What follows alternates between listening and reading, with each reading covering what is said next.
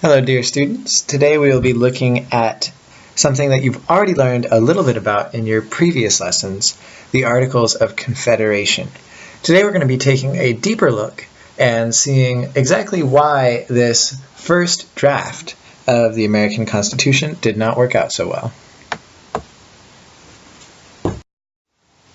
Here are the video goals. Please make sure that you can answer these questions by the time the video is over. So right from the very beginning, the 13 states start to think that they might need a central government. That is, some kind of government that can help all of the states work together as a single political unit. So right after independence, the Second Continental Congress functions as a very short-term central government. But they're not very effective because it lacks any clearly defined powers. That is, nobody knows exactly what they are or are not allowed to do. Because of this, Congress decides to draft a specific set of rules, and these rules are called the Articles of Confederation, which they draft in 1777. And they send this draft to all of the states to be signed. So this is supposed to work as a constitution for a new nation.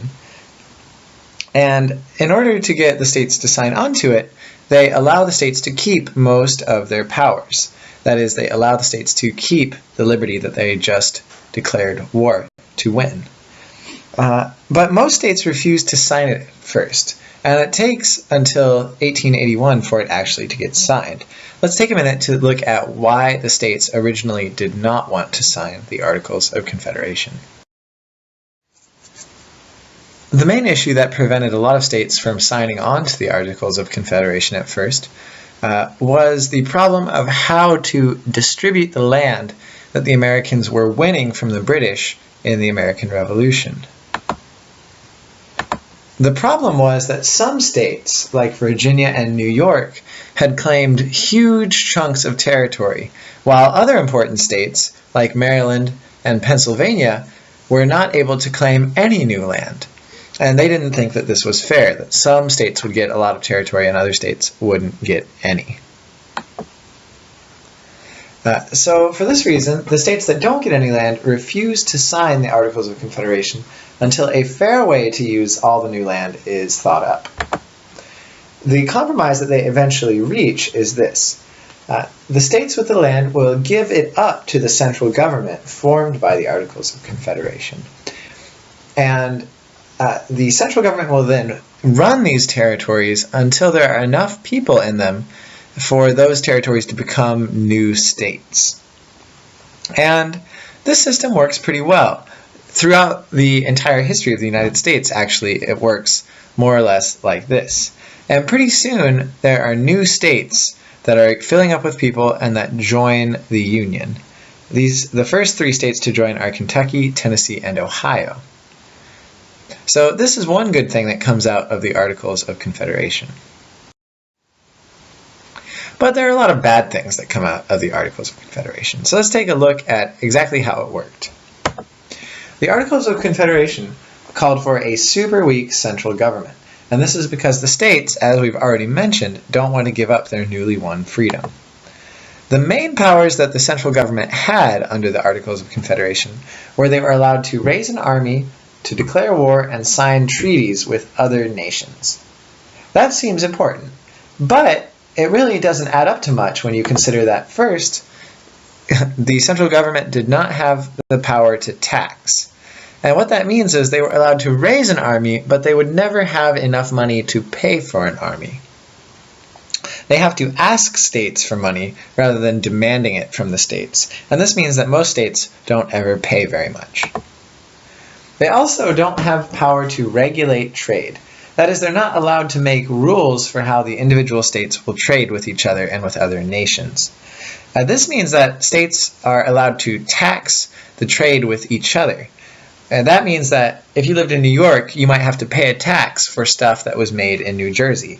Or there could be a special tax in North Carolina for food grown in South Carolina. States were also allowed to print their very own money. So that meant that there was a different currency in every state.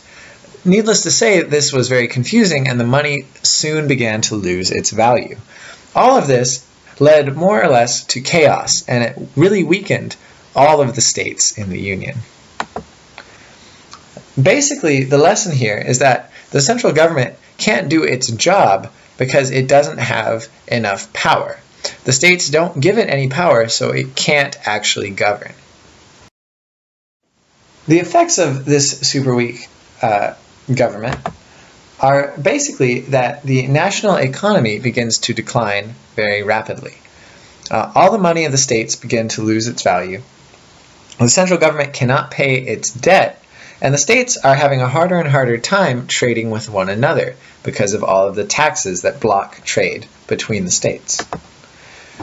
What we begin to see is the risk of anarchy. Anarchy is basically a state in which the government fails, and there's a risk of total chaos breaking out in society.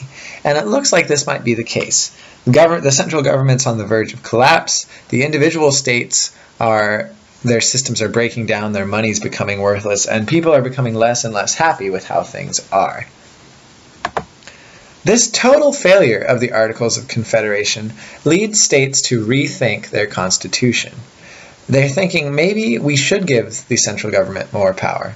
That way they can fix these problems that the Articles of Confederation were unable to solve. And so this is important because it gets people finally to write a real constitution, which we'll spend a lot of time looking at because it's the constitution that still works in America today. And here are the questions once again.